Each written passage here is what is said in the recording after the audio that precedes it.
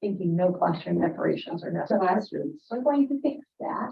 So I have a classroom to decorate, because if we leave it to him, there will be nothing but the 12 math posters that I see, that were left behind. I went ahead and started the live stream, but we're not recording, or we can hear each other. That's good.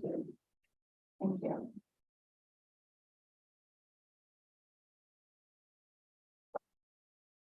Whenever you're ready to. Look right. I will let you do it, Amy.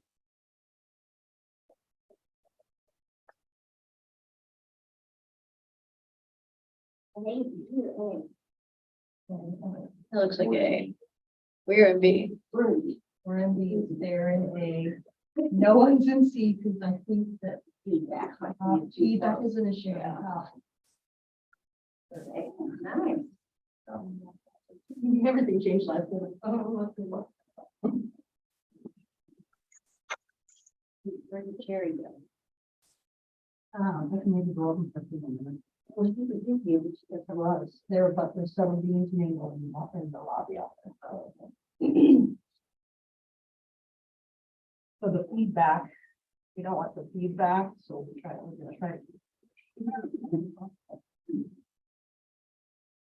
I did not see anybody that was here.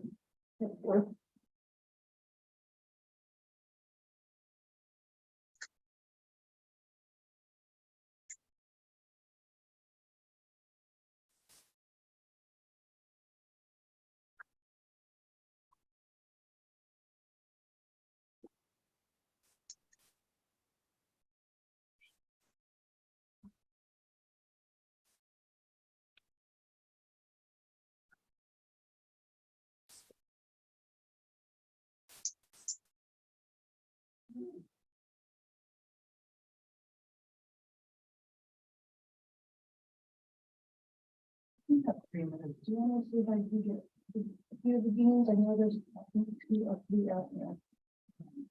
I'll be glad to listen from my office too, to know the spot. Need you like to listen, if you have questions, come in about the dashboard, so bring the seat here for one of them. Yeah, I like that I think idea. it would be lovely to take it from. Yeah, because I mean, and a few, if they don't mind sitting back in a corner, Your inside is. Matt, not that yours isn't, but Carla, that's. Yeah, Carla could- Really helpful. Yeah, and yeah, I was gonna say, we have some chairs here that people don't mind, and I can back in the corner. You can really help us understand. No problem, no problem. So. This, I don't know, Madam Chair, but I'm very comfortable if Carla has, question or a connection that you can make. Yeah, absolutely. Please chime in. Okay, sure. Please, sure.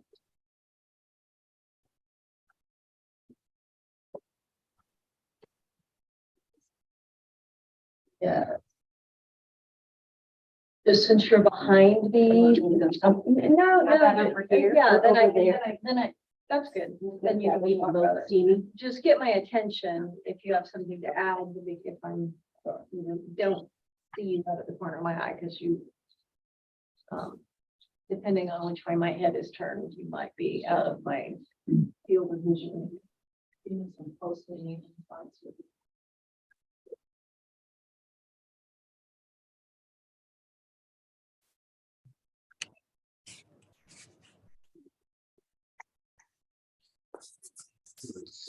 They're an A, so they're like.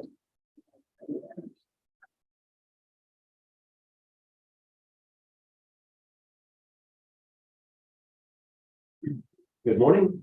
We've Welcome to the party. got a chair here.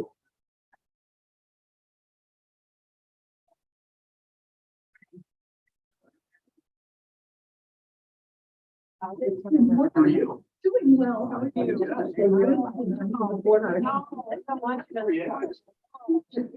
Yeah. Take 10. You have enough chairs? We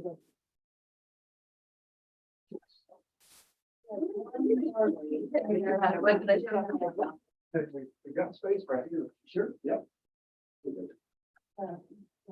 And then I'm ready. So one way or the other. For you to hear. Yep. Yeah. No, no, no. They have the background.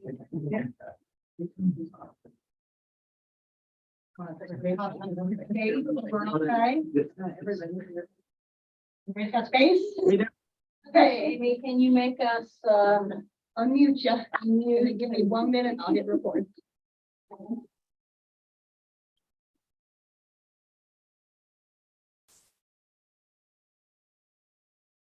All right, perfect.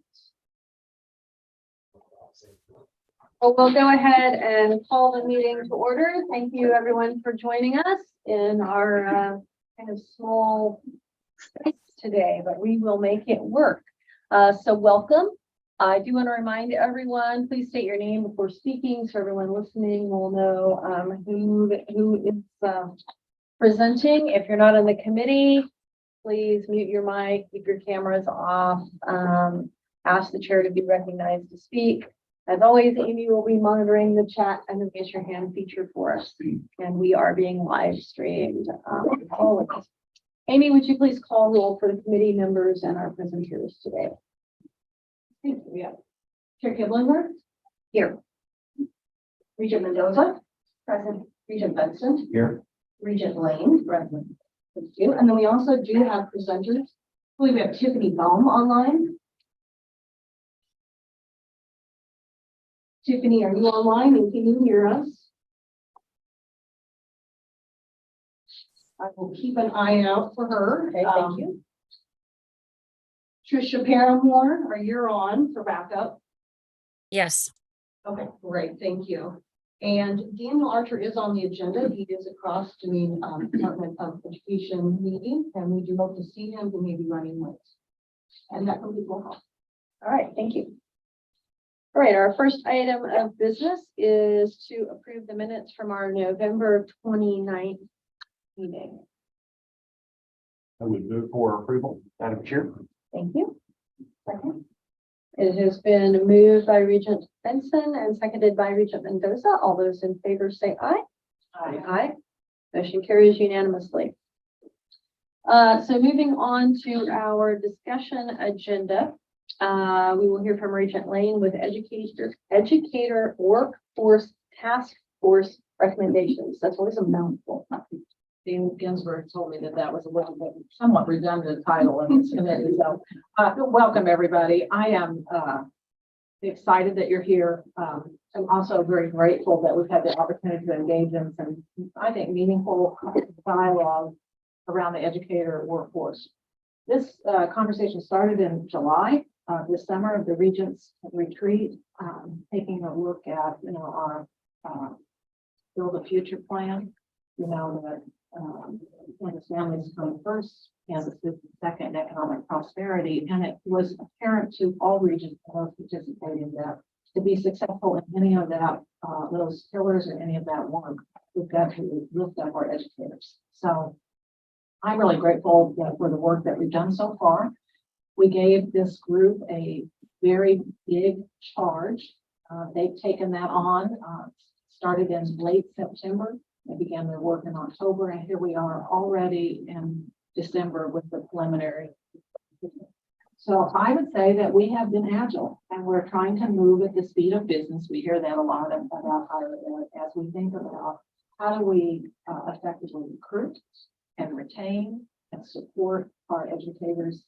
And I just have us enter the conversation being reminded that without our educators, nothing in America works. Educators are critically important to our dreams, our aspirations, our personal hopes for our families, and for driving the economic prosperity and well-being of everyone in our state and our nation. So this is big work. Now they're doing this work in collaboration with the Department of Ed, the Department of Commerce, and many others across the system. They're here today to give us a sneak peek at where they're headed, and for us to really, particularly in VAST, to engage in a conversation about how we might begin to address some of the recommendations. So I think it'd be helpful if we could just quickly introduce ourselves, because not often that VAST gets to sit with the distinguished deans of our colleges of education. So if we can start there and then I'll kick it to Dean Ginsburg. I'm Terry Steffen. I'm Chair of the Department of Education at Washburn University. Debbie Mercer, I'm Dean of the College of Education at Kansas State. Paul Adams, Dean of the College of Education, Fort Hays State. I'm Rick Ginsberg. I'm the Dean of the School of Education and Human Sciences at KU. I'm Jim Trulove, Dean of the College of Education at Pittsburgh State University. I'm Joanne Brewer, Dean of the Teachers College at Emporia State University. Clay Stolt, I'm the interim dean in the College of Applied Studies at Wichita State. You might tell them how much longer you'll be interim, just so. Till this works done. Thank you, Cindy. Yes. Or before. Yeah. Our new dean, Jennifer Friend, arrives January the 9th.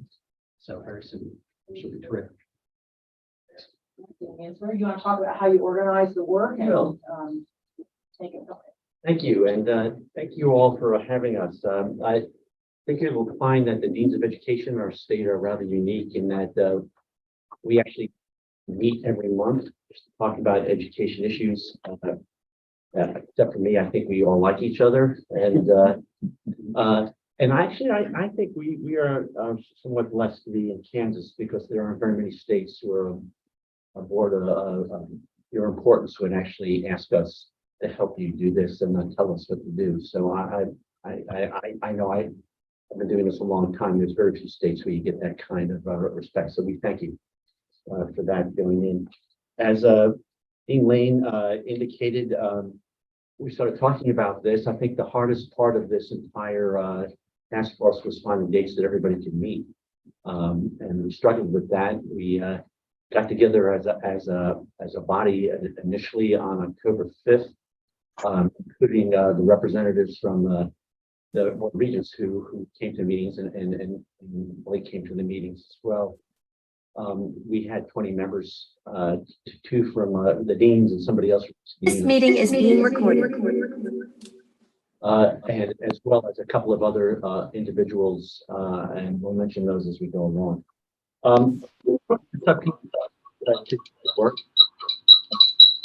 Subcommittees based on the charge that you all had put together. It was an aggressive charge, but it's a place that we need aggressive work done, and so that made sense to us. One committee worked on registered apprenticeships and paid student teaching internships. One subcommittee worked on master's degrees and bachelor degree completion with 2+2 opportunities. I want to look at licensure requirements, look at the issue of literacy and the issue of assessment. That was a part of our charge. And finally, a small group just also looked at things we might do around the workforce needs more broadly. This is a space that has challenges that we can't directly address. And so we went into the work, I think, appropriately understanding that those things exist. For example, the average starting salary for a teacher in Kansas is about $40,000. Compare that to most other professions. The Economic Policy Institute produces each year a report on what they call the teacher wage gap. They take people at the level of education that teachers have and compare them to all others in that state with the same level of education. What they make, we're about 25% below in the field of teaching. About 55% of teachers in a recent NEA survey, national NEA survey, indicated they were thinking of leaving. The same percentage of teachers in a Gallup poll indicated they wouldn't ask their kids to go into teaching. Our state has about 75,000 licensed individuals and about 35,000 teachers. So it's a bigger issue than we can address here, but that does what I think all of us, when we talked about this, what we were so pleased about is the Board of Regents, our governing body, isn't sitting aside and saying there's nothing we can do about it. There are things we can do, and that's what this commitment, this task force is all about. So we came up with 15 recommendations. Thought I walk through them with you and then answer any questions you might have along the way. And You have the draft there. The way we're looking at this is we presented recommendations as a draft, recognizing that we really do need to prioritize 2 or 3 or 4 of these things that can A, get done quickly, and B, can quote Regent Lane here, really move the needle. We agree with that. And so we also realize that we have to set up some targeted costs and timelines and things like that. That will come in the final report. You'll note also that we have listed what our appendices are, and we'll talk about those, but we don't have them yet because some of them won't finalize. So we'll get to those when we report back next month. The first recommendation is about increasing funding for scholarships. I mean, you know, let's face it, one of the barriers to coming into a relatively low pay field is that the tuition is the same at each institution, whether you're going into teaching or you're going into engineering. And so what we can do to make this more financially feasible makes a lot of sense. I mean, the good news, I think, is that the Board of Regents has a fund that has been funding teachers and all educators for quite some time. And we're suggesting that the amount of money there be increased so that more individuals can get the scholarships that they're currently have. Those, as you know, are broken into 2 programs. They're both, I think about 70% of the funds are in the Kansas Teacher Service Scholarship Program, and the other funds, about 30% are in the Teacher Education Program that gets released about every 5 years for competitive bids. And those, I think, all require ties with community colleges, as I recall. So that's the fund. We're recommending that be increased. It's about, it went up about, I think it went up last spring from 1.4 to 2.8 million. That was, the legislators did that in May of 22. This is new. So this is new. We're suggesting you go back and ask to double that. That will create a bigger fund so that more people have access to it. We also ask that you look at some of the regulations, especially around the Kansas Teacher Service Scholarship Program. Remove the priority given to certain disciplines and remove the priority given to certain locations. Not that those things aren't significant, but in all candor, everybody needs teachers now, and all this. None of us in this business would have ever thought we would have had a shortage of elementary teachers, ever. I mean, anybody that's worked in the world knows that for years we have far too many, and now we don't have enough to fill our classrooms.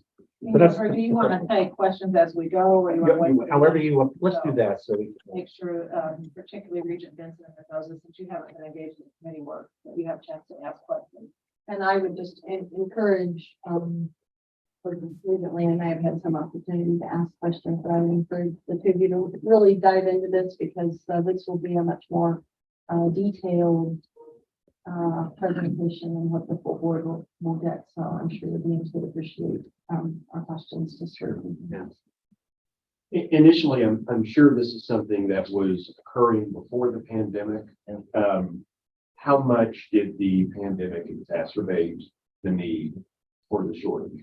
So it's a great question. As a matter of fact, I quote somebody in here that was from a report from 2018, 2019 that was talking about the pending teacher shortage. Now, much of that was around the same underlying issues that we talked about, as well as the fact that the workforce is starting to gray a little bit. And, you know, one thing the pandemic did is a lot of people stayed. We expect that a lot of people will leave and stay through that because they needed to do that. The great resignation that impacted all fields has certainly exacerbated the shortages of teachers. Indeed, this number of 55% indicated they were thinking of leaving is a big jump from what we typically did. So I don't have specific numbers. I'm not sure anybody does, but the data that have been collected all indicate that we're in for a rough patch going forward.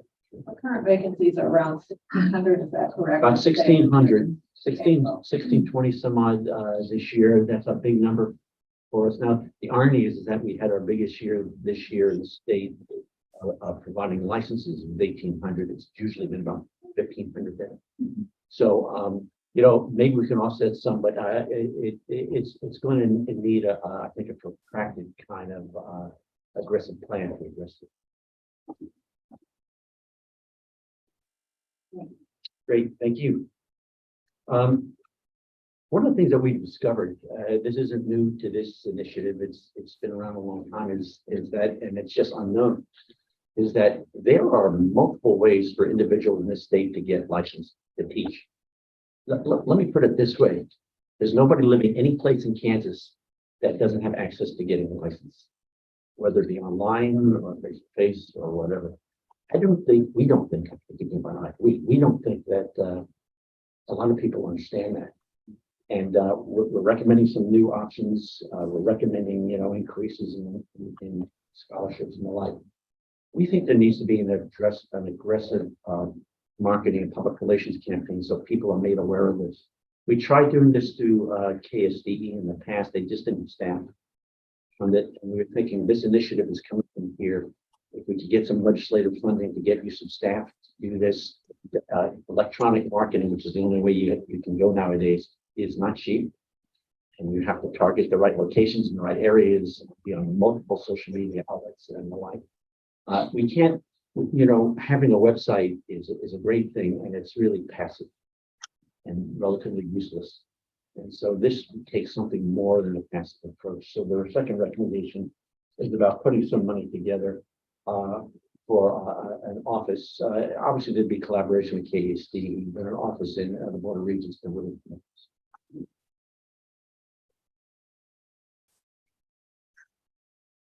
I'm putting my colleagues, when I mess up and statement, please jump in.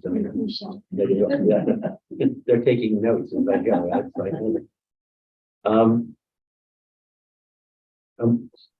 we've been getting calls for a while now about, can we pay your student teachers to go in and be the teacher of record? Paying a student teacher is probably a really good idea. We're one of the few professions that doesn't have paid internships. I mean, I have in my school, I have multiple fields. We're the only ones that don't have paid, whether that be in the health area, the exercise area, in the sport area, in the psychological area. Ours are all paid, unpaid. So this is something that we should have been thinking about for a long time.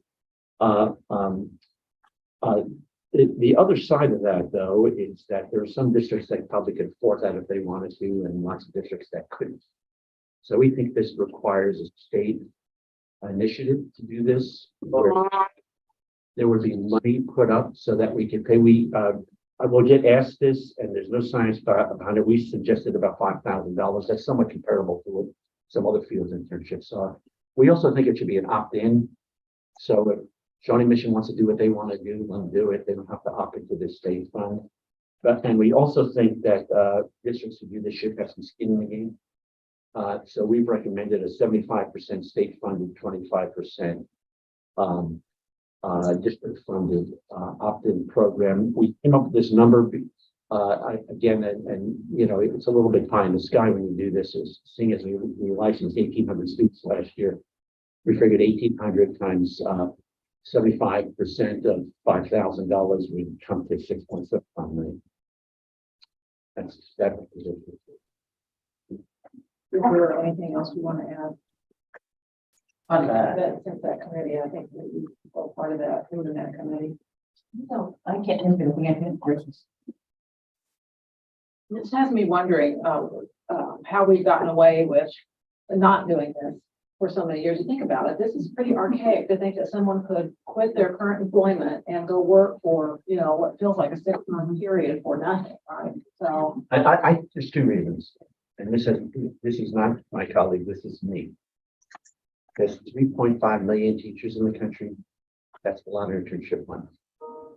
And money ostensibly, as the laws are now, you can do it now in Kansas, would come out of K-12 budgets that are relatively stretched anyway. I think there's that, and not that you can critique me for this second point, but teaching is a female-dominated occupation, and women get treated less well than men do in any occupation that we have. And I had a colleague in Florida once calculate the value to the state for the unpaid student teaching that they provided, and they took the number of weeks that they're in the school, number of weeks that they actually bought the school and they came to something something in the range of like $12 million that they were contributing. And the irony is not only are they contributing, students pay tuition while they're doing it. So there's a cost. It's really an interesting kind of dynamic. I would encourage you to put what you just said in this final report, because that gives the impact on the return on investment here, the economic impact. But I also just want to say, and welcome hearing others, I have an equity concern about the opt-in opportunity here, and I just would have us think about how do we ensure that no matter what region, no matter what community you're in, that you can participate. We talked about that. Our sense is that many of our rural communities would be looking for 1, 2, 3, or 4 teachers, perhaps. And so if that's an investment of $4,000 or $5,000, that probably is more palatable on their part than having 50 of them from Blue Valley do it. That was our thinking. I'm not arguing that's right, but that was our thinking on that. Just one more thought, then we might want to get from our KSDE partners vacancies by region, just so that we can prove our hypothesis. We already have that. Okay. It's broken out by state board geographic boundaries, so we do have that. And so we can include It might that. also be another interesting idea to show that, maybe in terms of districts and how, like a report by size of districts. So I'm thinking like in terms of number of paid internships per, like some size classifications, or, that might be another way that we'd want to look at that. I don't think that exists, but that would be something we would have to come up with. But if we're getting the information to have it by region, I don't think it would be that hard to have. We know the districts. We have to know the districts they're coming from. So I would think it would be a pretty easy way to produce that. Something we didn't go into here because I'm not sure it really fit what we were talking about, but there's not been a lot good about COVID, but it's taught us something that we can do online that heretofore we weren't able to. And frankly, district sharing of people in certain disciplines makes a whole lot of sense. Where you might have local people, we're going to talk about perhaps tiered positions for teachers in the later recommendation. Maybe those people in that tiered position could support a physics teacher in one community teaching physics to 3 other communities, and you would have what we call teacher cadets in the classroom working with them. We haven't thought about that, but that's actually not a bad idea. So we'll play with that. Yeah. I do want to add something on this part. Though we say 5,000, and can say that we have districts will pay $1,200 or $1,500, anything to entice them, but then that's a huge hit to that budget, particularly for the rural communities down the west. And to emphasize why this could be important, we have Houston will come up to recruit student teachers, and they'll say, we'll pay you $10,000 and find you a place to stay, so that they can cherry pick the people they want. So yeah. So we've got people outside the state coming in, making the deals to take those that we may advocate, send out that way.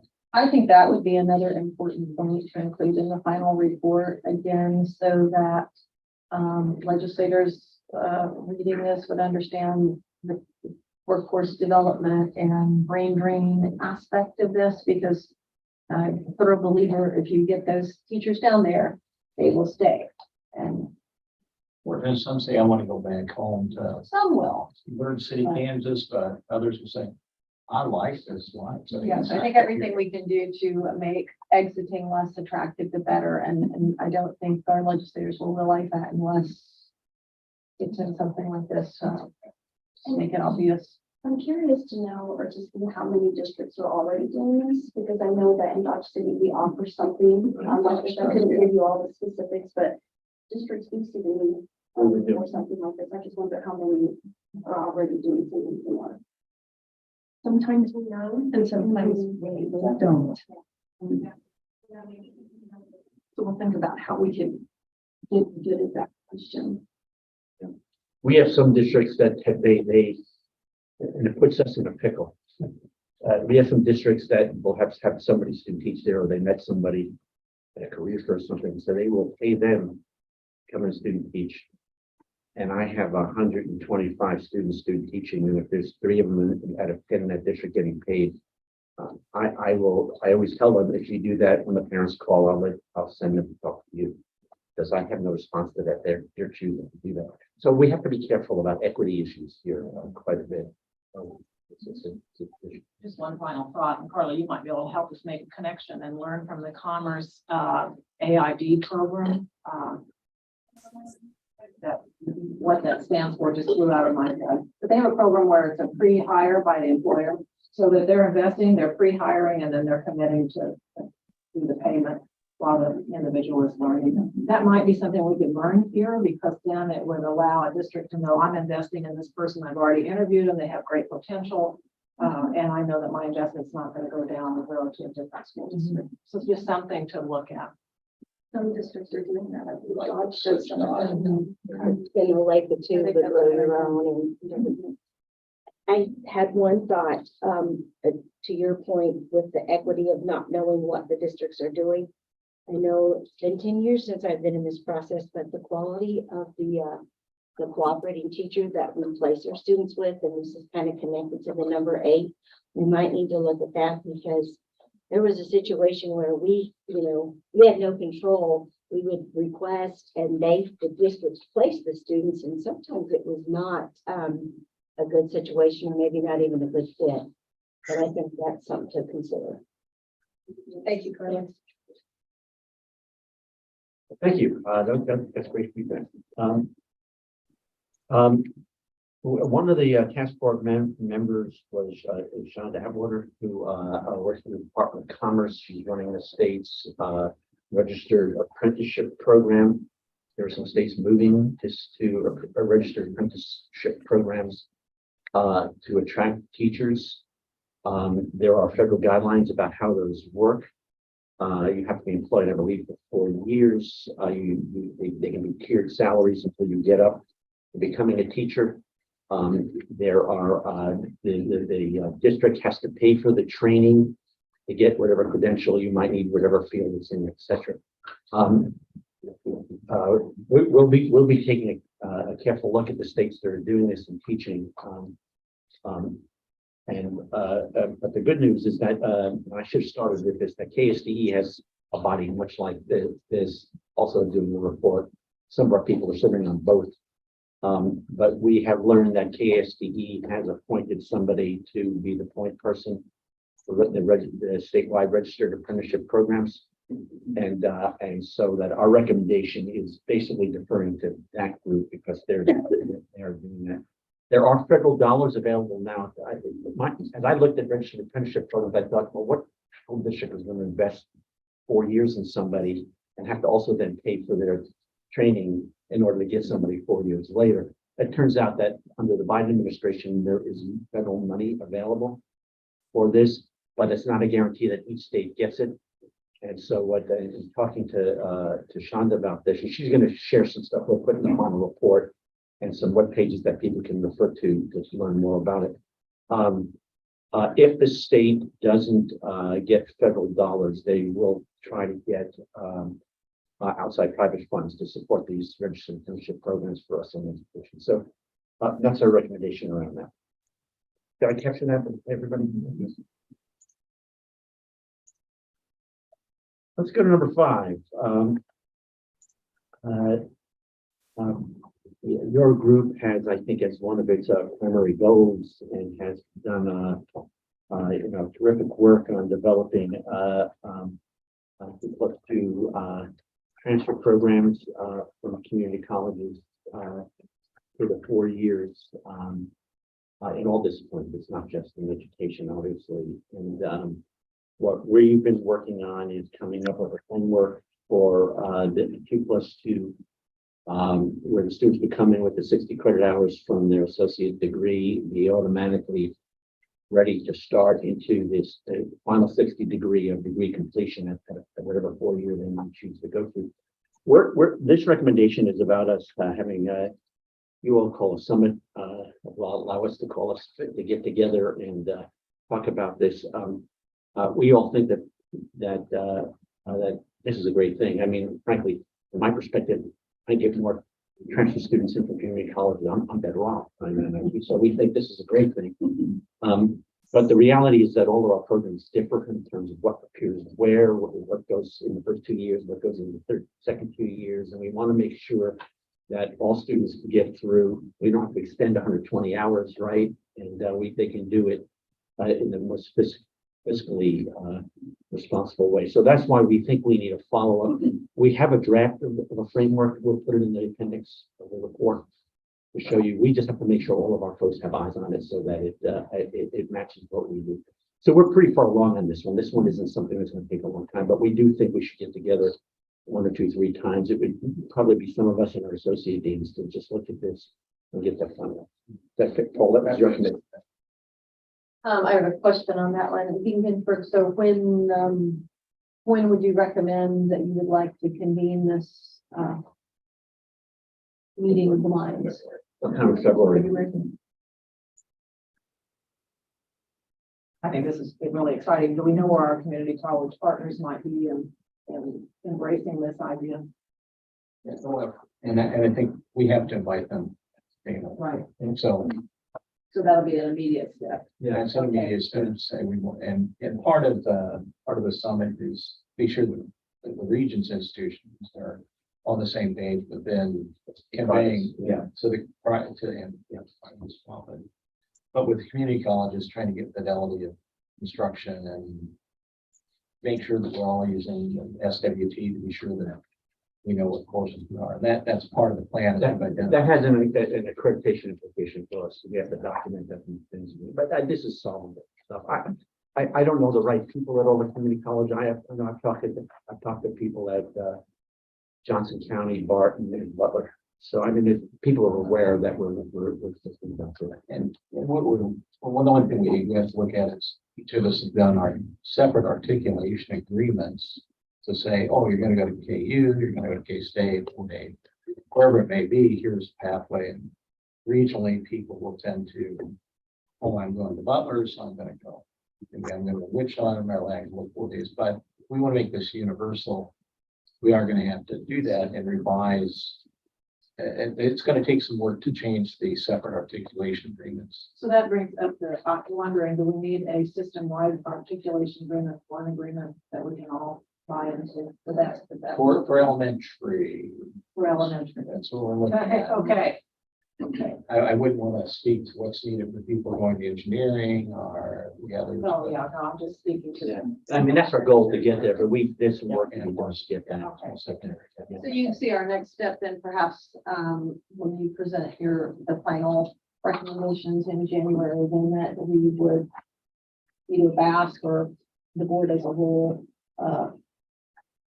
make a motion officially authorize the convening. And this is one of the things we can get on. This should be a priority, Frank. We should get this going so that we can start implementing this pretty quickly. I think maybe with that, thank you. Yeah. Thank you. Next one. There's Not bad because the other things they don't take that long. So are we going okay with time? Do we need to? I think so far we're pretty good. I'm from New York. I can pick this up real fast. Maybe a little more brisk, but. Oh, there you go. Okay. This one is about creating a grant program that would be SVK board legislatively funded, so that we can really promote innovative kinds of ideas and programming. I mean, what some of our committees talked about, for example, for the rural communities, communities of learning, where you might have resources available so that people can get the coaching or advice, or that we call them specialists and mentoring that we felt we needed. There's lots of talk about what we, CPL, credit for prior learning, and how that might fit into the work we do. There's obviously all sorts of new kind of collaborations that are possible, different kinds of unique and innovative programs. At KU, we're looking a lot at competency-based programming. We've invested, the campus has invested millions to move us forward, and how that ties into our work here, I think. So that's our recommendation here, just to create basically a innovation slash entrepreneurial slash support fund that people can get grants. Sometimes the grants should be, one of the problems that we sometimes have with grants out of state agencies, I'm not looking at Kmart specifically here, is they give you money in March and they want you to be ready in September and doing something. There's few bodies that actually work that way, and we certainly don't at the university. So just some money so that we can really push this innovative kind of model.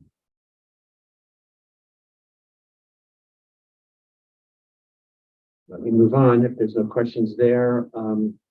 We're creating task forces, but this is the key one here, and maybe this one should be moved up. I think we would all agree that one of the big challenges we have in the education space, P-12 and higher education, is our levels of literacy in this state and in this country.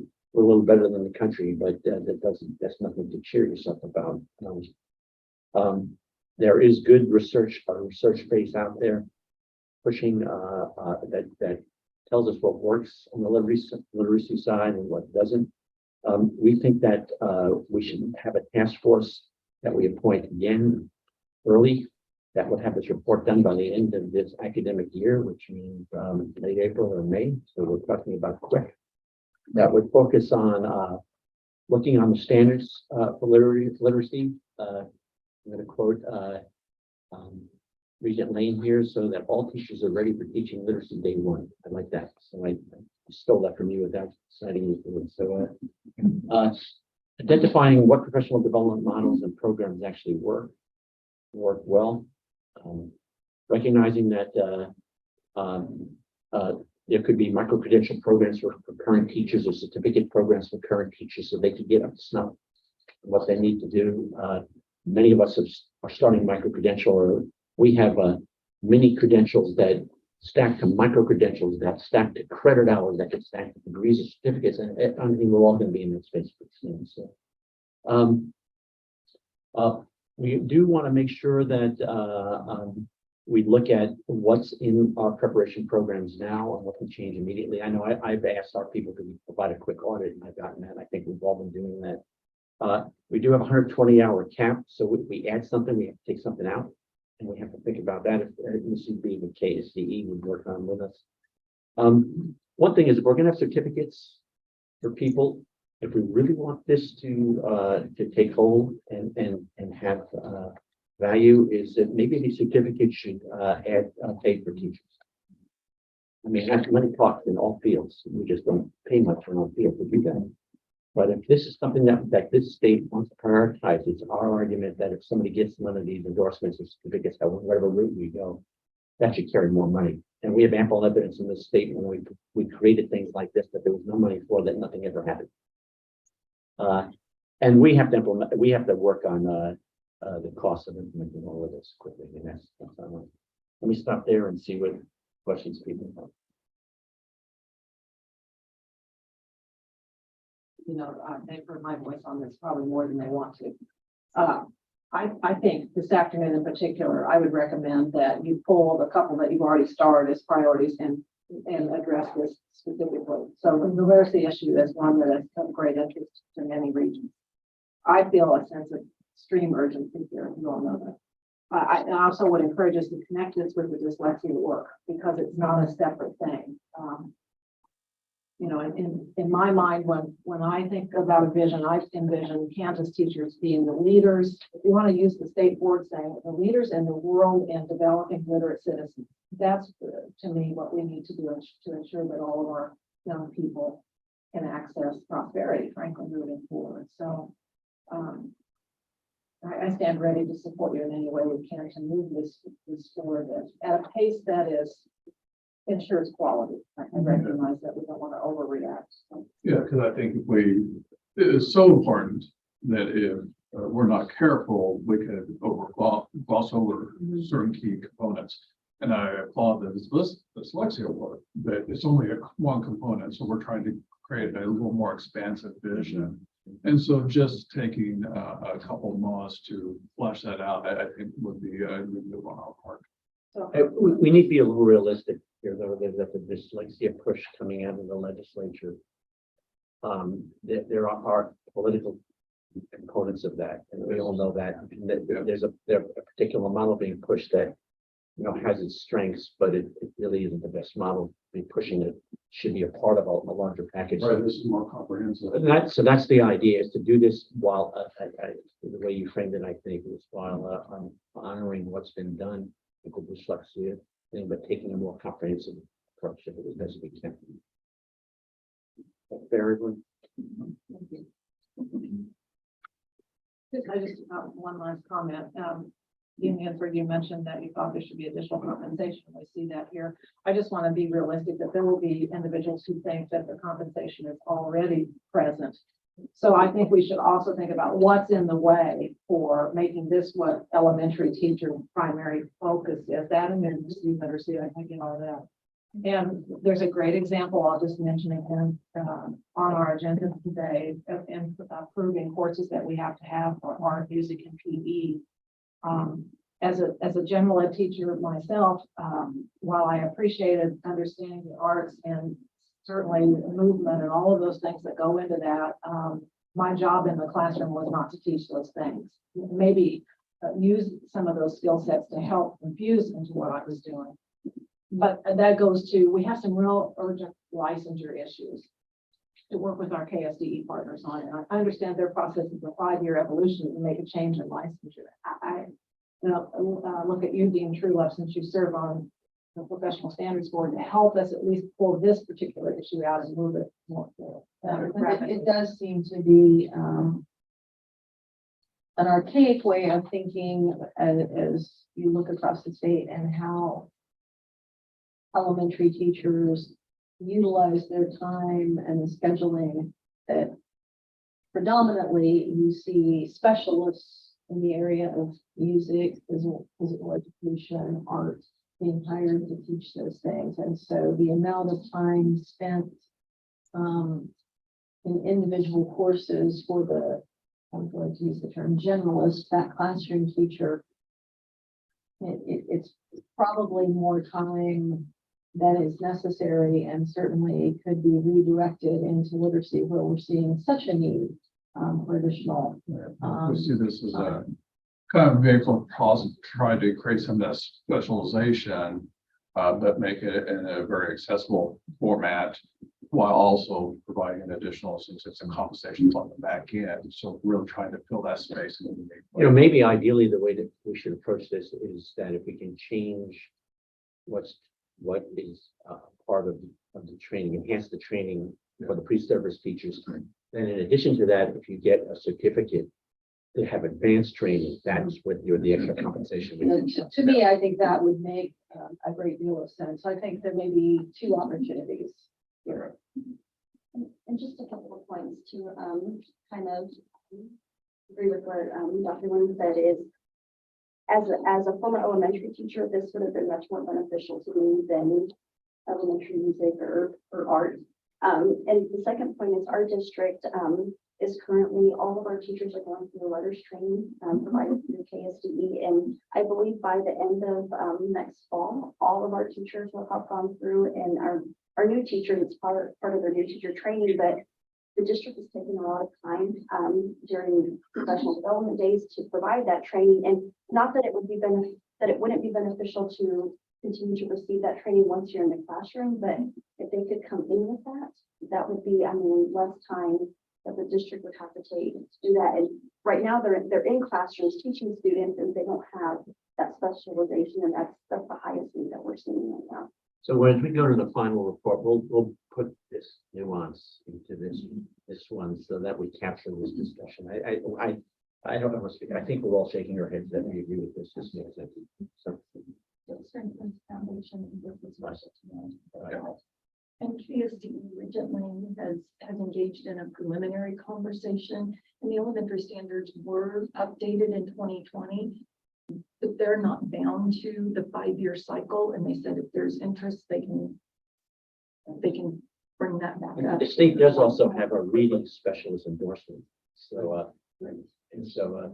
that's good. We'll play with this. We'll capture this. Can I ask one more? Please do, yeah. Is there a benchmark that we're trying to achieve related to second grade reading levels or third grade reading levels? What does success look like? Okay, so, and we did talk about this in the assessment thing here. It's interesting. So our state, uh,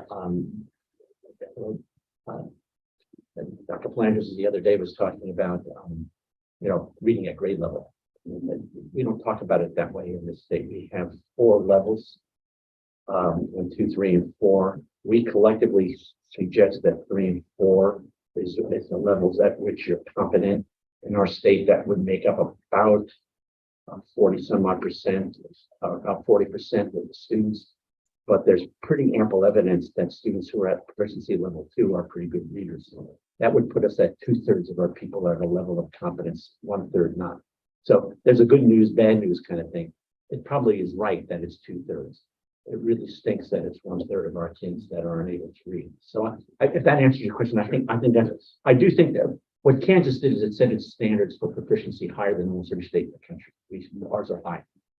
And so that what we need to do is maybe that can be a part of what we talked about here is looking at, I think we did that in the proficiency one, talk about, let's look at realistic proficiency levels. It reminds me, no child left behind, but we said we were going to have 100% of the kids, at adequate levels, right? And that was an impossible thing. That would never happen in any place in the world. And yet that's what we said. So everybody was going to fail. So let's do something realistic and strive to get at this as best we can. Thank you. I'm gonna take a moment to, in our district, we would flip that because of the language needs that we Yes, have. absolutely. 46% of our students are considered English learners. So I really feel at some point we need to look at what can we do, because our district individually provides incentives for teachers to come in all indoors, but that's another component that a lot of our districts are dealing with as well. So we did Dr. Lane knows this district better than any of us. We did an evaluation of KCK. And part of it, we looked at the demographic breakdown, and what we came to the realization is that, when you compared, we compared KCK to similar cities around the country in terms of their reading and math literacy levels. They were above almost every one of the comparative places in the country on one of those measures and below actually the other ones in the measures. But so we have to be realistic. The point is in terms of that there are different districts. Districts have very different needs. We could, try to move this along. Let's move. Wrap up within the next 10 minutes. 10 minutes. There you go. Yeah, these are outside. These should be quicker. I just have one more comment about the 3rd grade reading statewide. Yes, that's comparative for everybody, but when you're talking primary literacy, you need to know way before then that there are problems, and districts have all kinds of assessments that they're doing. We think this is really an important one, but it's kind of beyond the purview of for reasons. But we lose a lot of teachers in the state. The experts refer to it as a leaky bucket. They suggest that recruitment isn't the issue, retention is the biggest issue. Now, I would say today is probably both, but certainly retention is a huge issue. And that part of the retention, when we talk to teachers about why they leave, when they have the support I need, the working conditions aren't great, et cetera, et cetera, et cetera. We think putting some legislative funds into strengthening mentoring and induction programs is a really important idea moving forward. This gets at the structural underlying issues and not specifically, I think, the things that we're talking about. Just a quick question, and Yeah. just to bounce around later in your conversations, who's best situated to provide quality? Well, we think that Think about that. I agree, and right now it's done district by district, and KSD recommends, but everybody does what they want. So that's a good question And for we've us got to the look at. Kelly program, which has had a lot of success in leadership, so I should just have you bounce that around. Right. Thank you. We think that there should be a task force looking at assessment practices. There are better assessments than what we use. Frankly, you probably all know this. Are there any of the Regents institutions solely relying or relying at all on tests for acceptance into the universities? KU, remarkably, it's one of the things I'm actually most proud of, has dropped the use of standardized tests for giving scholarships. That's a game changer for KU, huge game changer. Why is that? Because the standardized test is predictive of nothing. That's not Rick talking, that's Nobel laureate J.J. Hankton from the University of Chicago, saying they don't predict school success, they don't predict work success, they don't predict life success, they don't predict career success, they don't predict healthcare success. Why do we rely on these things? So there are good assessments. The diagnostics are really important. Carlos' suggestion here is a good one. Number 10.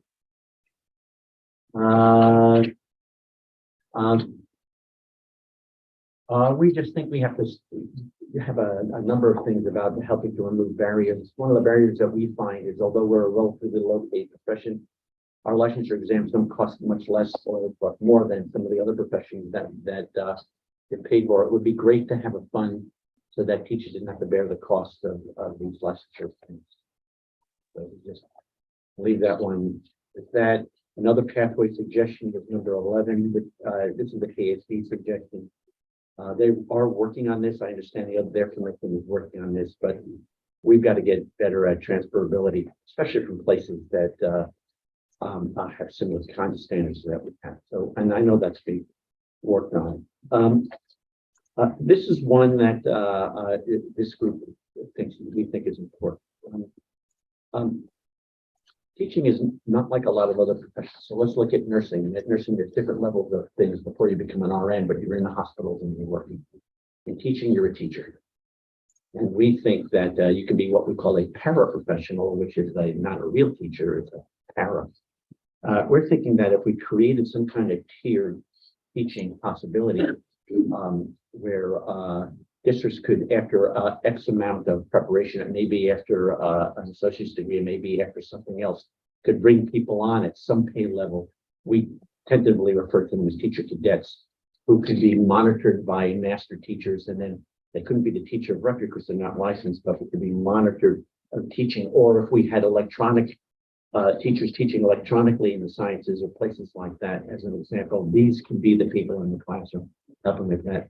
But this is a long-winded way. We also thought that the degree completion is something that we potentially, as Board of Regents institution, we could come together and say, you know what, we'll come up with a statewide completion program where Debbie might handle literacy, we might handle special ed, they might handle class management, et cetera, et cetera, et cetera, and have that online offered somehow so that all the institutions are sharing in this. Nobody has to do it all by themselves.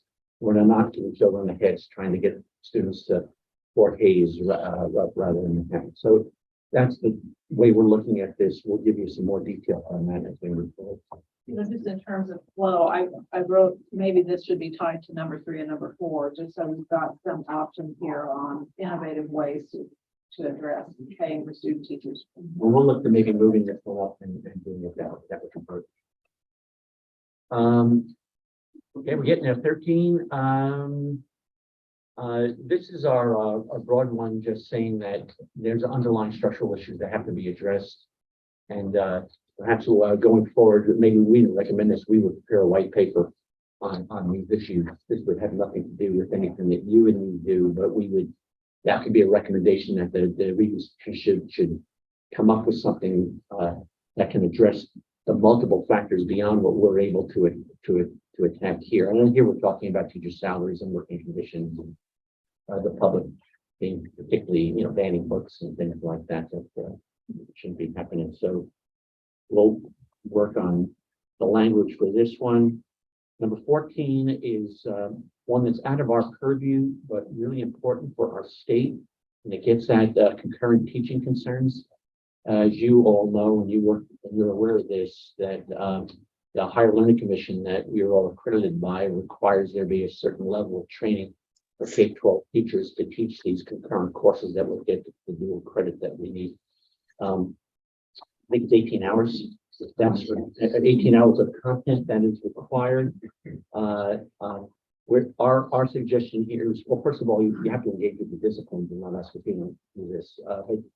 But you know that. But this may be something that there should be some money put towards this for those teachers that need that. And this could be a request of ours here that to you that the legislature make available some kind of tuition reimbursement for maybe this would be a part of the the other pool, the number two, the one from number two that we, or number one, I'm sorry, that we talked about. So if teachers need 18 hours to teach concurrently with the university, that they don't have to pay for that out of their pockets. So they do it. And then finally, and this one is way beyond our expertise, but a big deal for this is that there are a lot of disincentives built into the retirement system here. It's a twofold issue from our perspective.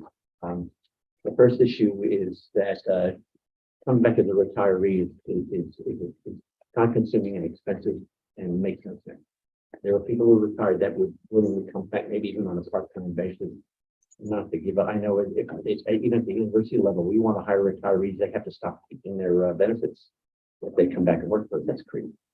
Why would we, especially in the time of short, maybe the suggestion should be try this for 3 to 5 years and see how it does.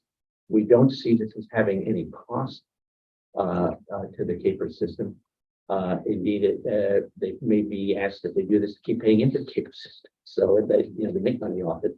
The other side of it, and this was brought up to us, and it's something to think about, is if we really want to recruit people, we need better remuneration packages. And CAPERS has made the retirement remuneration for people at the teacher's level weaker than it was heretofore. So now yet we've made it even less attractive to become a teacher. So we'll stop with that. I just want to thank the group for the great work and this is short period of time and for this conversation.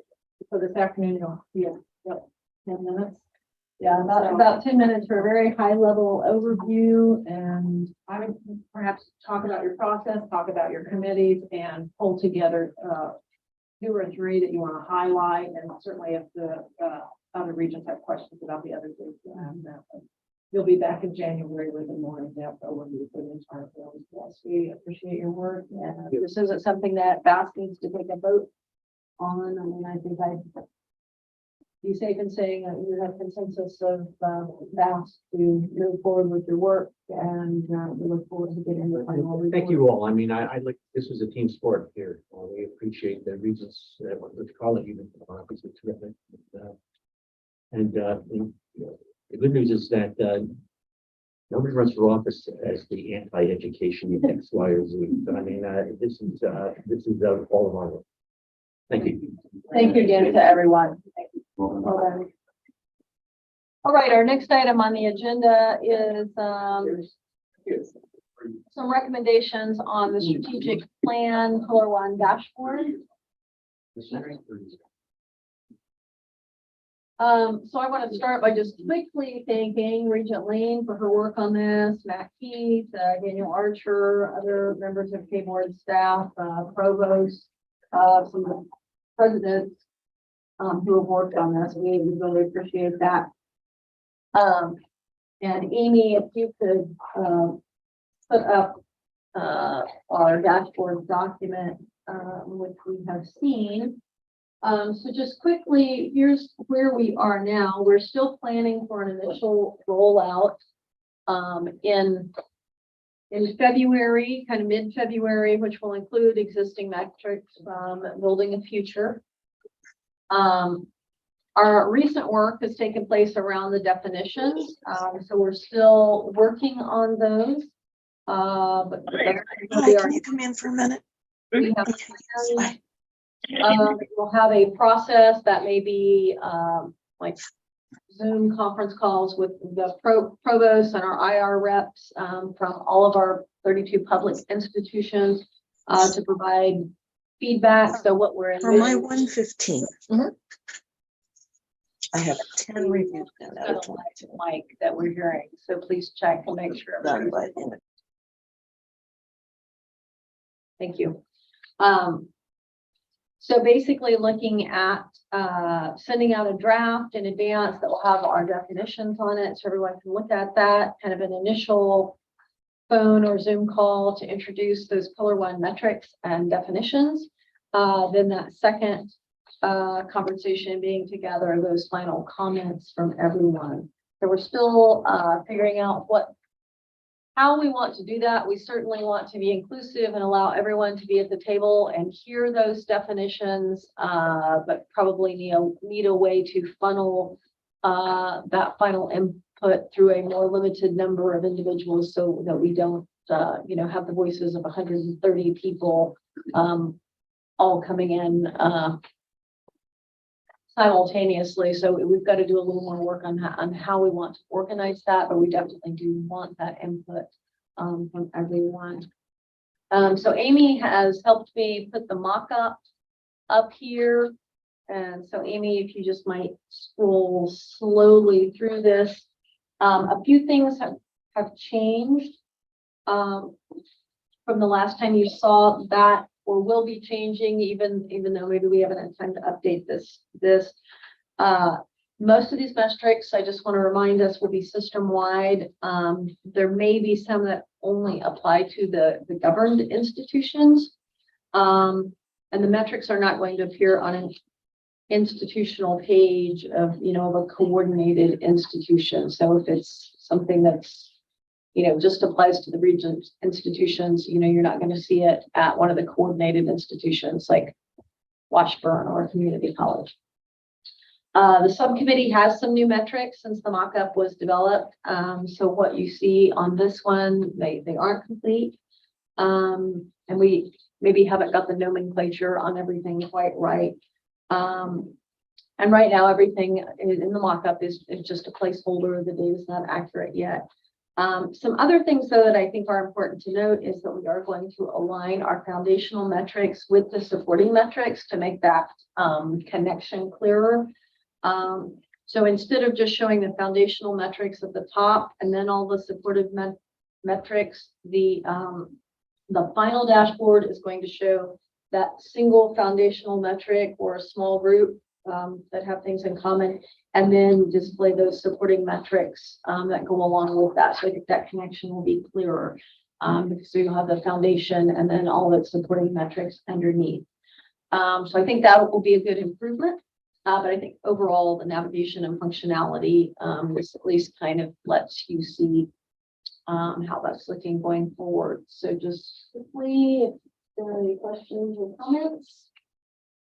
Regent Lane, do you have anything you'd like to add? You've certainly done a lot of work on this as well. No, I think you covered it well. So we'll be having conversation with our data team experts in the area and Matt about how we pursue the feedback. So we have suggestions on what's a good process for that. We want it to be authentic. So therefore having a couple of Zooms where we have 130 people online is not going to give them feedback. We need to make that decision very soon so we can get those states out. So Or Google Forms.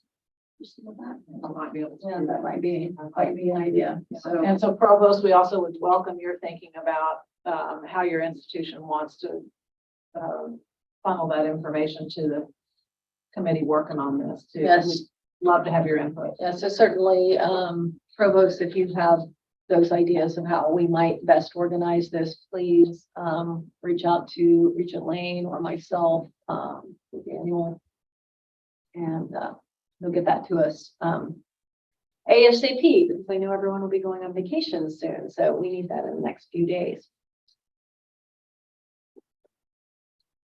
And again, we did not need to vote on this, so if we don't hear any other objections or don't hear any objections, we will assume we have consensus to continue to move forward in this manner. All right, thank you. So other matters, we have the TAC quality assurance report. Good morning. Amy, are you able to make it so that I can share the screen with a copy of the report? Awesome. And let me get this so that you all can see it. Maybe. Are you all able to see the slideshow? Wonderful. My name is Tiffany Bohm. I am the Dean of Health Professions at Kansas City, Kansas Community College, and I'm also one of the co-chairs for the Transfer and Articulation Council. My colleague, Casey Freitas-Chapes, who is at KU, is unable to be here today. So she's actually in charge of the Quality Assurance Subcommittee, and I'm going to be presenting that report for her. I will do my best to answer any questions that I can for you. And if not, Carla will certainly be able to help me out, or we can get some information from the rest of the group. So this is an annual report that is produced, and the information is provided at our KCOG, which occurs in October of each year. So this information was presented in October of 22, but it is relying on data from 2020. So as we go through that, you'll just kind of want to keep that in mind. We'll start with just a real quick reminder of why we have the TAC and the KCOGs, and that is really to assure quality. And we use it for assessment of all different kinds of courses, programs, general education outcomes, and then of course there are certainly other accreditors, but we put it all together kind of as you discussed earlier with HLC, just to make sure that we are providing courses throughout our system that are preparing students to either continue at their current location or transfer to another institution. The TAC is made up of members from all of the different sectors. So we have the 2- and 4-year institutions represented, as well as administrators from the Academic Affairs Department at KBOR, Workforce Development, and we also have Regent Kiblinger, who serves as our board liaison. These are the current members of the committee. And as again, you'll see they represent a wide spectrum of the institutions that are across our state. And these individuals serve a 3-year term. Several of us have been on this multiple times for multiple terms. Linnea has actually been there since the beginning. And again, several of us have the opportunity to serve multiple times. So it's a wonderful committee that does some great work. The KCOGs, which happen in October, their entire purpose with the oversight of TAC is to identify those courses, the outcomes for those courses that will become part of the system-wide transfer. So currently there are 114. To the conversation you had earlier, we are hoping to see 2 more added, and those are art for elementary education and music for elementary education. So those 2 will be coming before the group to be approved. Those groups had some spirited conversations and were able to come up with some outcomes that the TAC has reviewed and recommended for moving forward. We also had 25 courses for review. So each course goes through the process of review no less than every 5 years. So those are courses that have been in the system for a while. The faculty got together and then came to an agreement on what they thought those outcomes should be, if they needed to change or if they were going to keep them the same. The process, just real quick to remind you, is that Carla and her team do all kinds of research on the recommended courses. So faculty each October, as they finish their courses aligned that year, they recommend to us some others they might want to see articulated. And Carla's team takes that, does all kinds of research on what currently is transferring, where it's transferring to or from. And then that information is presented to TAC with a recommendation for courses to include for the following year as new courses. Once those are sent forward, the chief academic officers give information on what those courses, what their preliminary courses are. And then once those outcomes are developed, they are either going to certify that, yes, they had the course that they wanted included, or no, they actually have a different course, or maybe they don't even have a course at this time that will be, that will fit for that system-wide transfer course. One thing that we also like to remind folks of is that if they participate in the KCOG, even if they don't have a course, they are at that time, they are certainly able to add it, and it's a much easier process to add as long as they were a participant when that course was put through and added to system-wide transfer. So here's some of the data. Again, it's from 2020. This is on the number of students who transferred from a 2-year institution to a 4-year institution. So a total of just over 3,300 students, and you can see with each institution, how many were transferred into that place. One thing I would just remind you is that in your agenda for today, there is a link to this PDF. So you can certainly get that data at any point that you'd like to. It's also available on the TAC website at any point. So again, fall of 2020, a little over 3,300 students. Unfortunately, as we know, something happened in 2020 that kind of impacted a lot of higher education and education, in general. And so we did see a bit of a dip in the number of students that transferred, which correlates pretty closely with the decrease in enrollment at that time. But the committee really looks hard at these numbers to ensure that nothing really changes in the trends that is surprising. So as you'll notice, the 4 years prior, we were right around 3,900 for most of those years. And so the hope is that, in 2020 and 21, we're probably going to see a little bit of a dip, but they, as a committee, will continue to watch to make sure that this isn't a trend that continues in the future. The top majors that transfer from the 2-year sector to the 4-year sector as far as students are concerned. Number one, teacher education, and then a couple of those undeclared or liberal arts, general studies, nursing, psychology. These are really the ones that pretty much are always in the top 10. They might change a little bit and they might change order, but really this information is important as we decide what courses to include, because we want to have the greatest impact based on what is added to system-wide transfer for the students that we serve. There are a couple of, if we want to break it down by courses that are a little bit higher in the system-wide transfer that are accessed for our students. So you notice Comp 1, Comp 2 are certainly up there as far as the number of students who register in those courses, psychology and college algebra and public speaking being the top 5. And that you can see from the column on the right-hand side that the percentage of the courses that were passed is around 80% for most of them. Of course, we know math is always a little bit more difficult, so it's slightly lower, but we're pleased with the fact that about 80% of students are passing these courses that they're enrolling in. We then look a little bit at the transfer students as far as their performance compared to others, because again, this whole process is about ensuring quality. So we look at students in one of 3 buckets. Either they're a first-time native freshman to a university, or if they are a transfer, they are either a Kansas college transfer, meaning they came in with at least 9 hours from a Kansas public community college, or they are an other transfer. So they had less than 9 hours, or they came in from a non-Kansas or out-of-state institution. So looking at those, we can see, so blue being the first-time freshmen or native students, yellow being our Kansas Community College transfers, and red being our other transfer students, that we have pretty similar results across the board for students at most of our institutions. Looking specifically at the yellow bar, we see that our Kansas Community College students do perform pretty equivalently, might be slightly lower or slightly higher, but for the most part, they perform pretty well compared to our native students. And in most cases, above our students who are transferring from out of our system. We have some other definitions, but basically the same thing when we look at fall to fall reporting and our students as far as post-transfer, what does their GPA look like?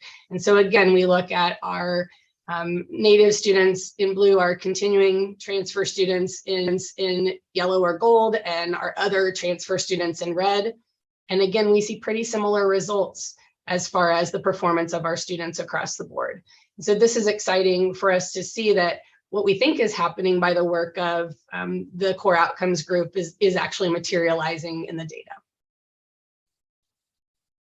And then we break it down just a little bit for you in the next few slides on some of those core classes that are common from a sequence. So from one course as a prerequisite to another. And so again, we will look at a sequenced course here is Comp 1 to Comp 2, the blue being our native students and the gold being our system-wide transfer students. So students who have taken their first class at an institution for a community college and then moved on to a university for the ensuing one.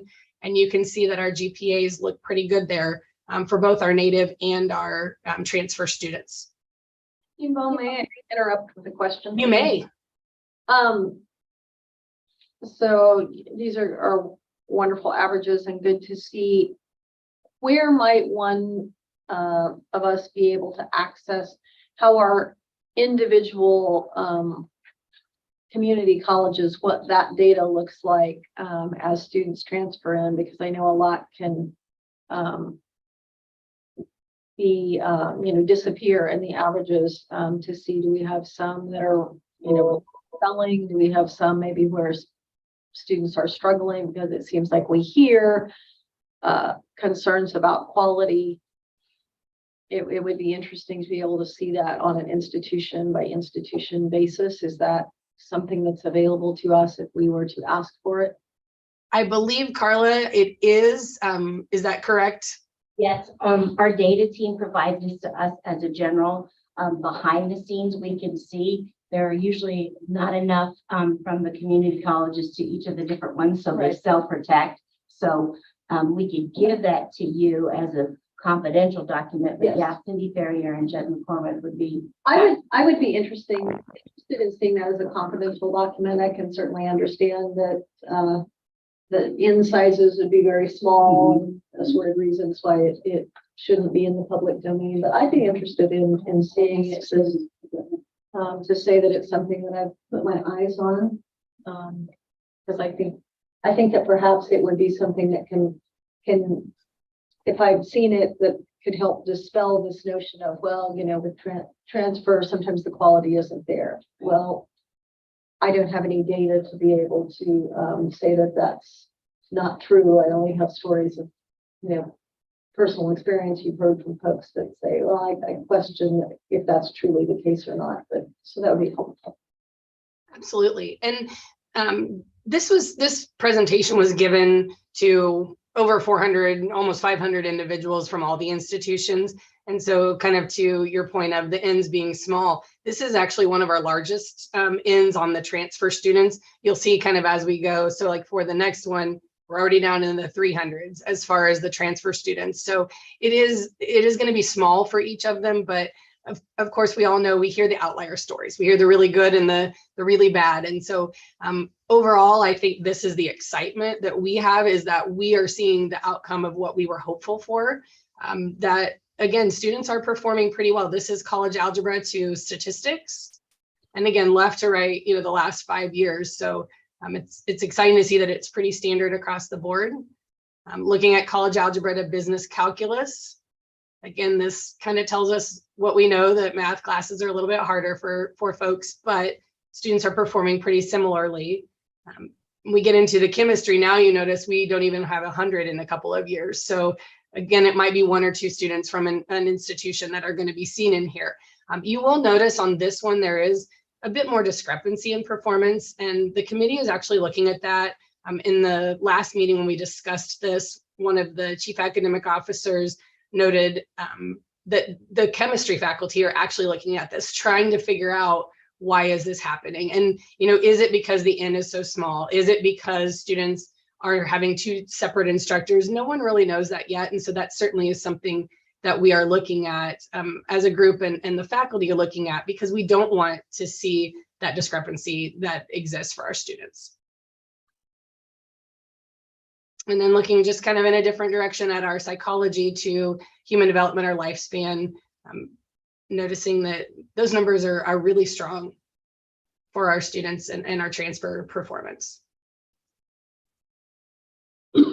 And then the rest of our presentation was really about the core outcomes conversation that we had that day. So are there any questions that we can answer about that data, or the overall charge of TAC, or the KCOGs, anything like that?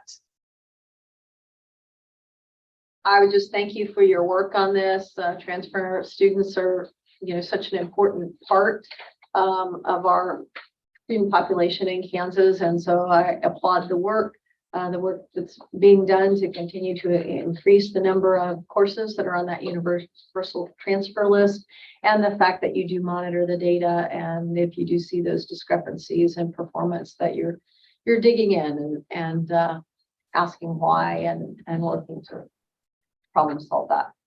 Absolutely. Thank you. I will share that with our committee. Thank you, Tiffany. You are welcome. Have a great day. All right. Let's see. Next up, Daniel has a brief update on our Gen Ed system-wide transfer. Thank you. I apologize for the lateness. I had the unique privilege of being able to present for two boards in one day. So just how hitting these. I was over at Kansas State Department of Education Board presenting on something today and being with you Thanks for guys. carrying the You all. torch over there for us. Yeah, yeah. Well, so we had a webinar 2 weeks ago and had a lot of questions, had 36 or 37 questions, answered every single one of those in writing. There's an 11 or 12-page document with answers to those questions. It's on the website as well as the presentation itself. We actually had another one of those scheduled for Friday. I apologize. We've communicated that's going to have to be canceled. I've got an out-of-state funeral I'm going to have to attend. So I apologize, but we've rescheduled that for January 20th. So we will have our second one there, and then we're just kind of putting our finishing touches here on this milestone document here that'll outline what institutions need to do over the next 18 months to make sure that we're positioned to fully implement all 24. All right, well, I would say thank you for that. And I would just encourage the provost, if there's anything that you are seeing that we still need to do to support you and your institutions as you move this forward, please communicate with Daniel so that we can provide that support for you. Any other questions or comments? Just a thought, Arthur, thank you for doing this work, and would you mind sending us the link to the webinar in case we have time, we can listen in online? You bet, absolutely. That'd be great, thank you. And a question not on the transfer, how did it go with the state board? I assume one topic that you might have been there for was the concurrent agreement. Right. I think it went really well. It was very positive. I mean, there were a couple of board members that I think are kind of, really local control and don't like, kind of having standardization. But by and large, it was well received, and we kind of left it that we would try to strike up an MOU. And essentially what we're trying to do is trying to standardize dual credit. If someone takes English Composition 1, we want to create a pathway and an avenue for them to be able to get high school credit in their high school unit, in their English area. We're trying to be as efficient as possible with state resources. And obviously, we don't want situations where students are doing English Comp 1 and 2 during their senior year, and they're still having to take the senior level English class. That's just not a really effective way of doing business. So those are the kinds of things we're trying to sort out, trying to have kind of a crosswalk where we would say, you do this college course and you would get high school graduation credit in this specific unit. And so we left it that we would try to strike up an MOU. And so we'll definitely start working on that soon. And I think we were hopefully going to try to have those boards meet again soon. And so that may be a good opportunity to kind of codify that collectively. So I'll talk to President Flanders and Commissioner Watson about that if we want to try to work one of those meetings in again soon, because that'd probably be a good topic. Obviously, this where there's cross-pollination. So Thank you for that. So next, just to look at items that will be considered to place on our January the 3rd agenda. So we'll be receiving our qualified admission report, new program approvals.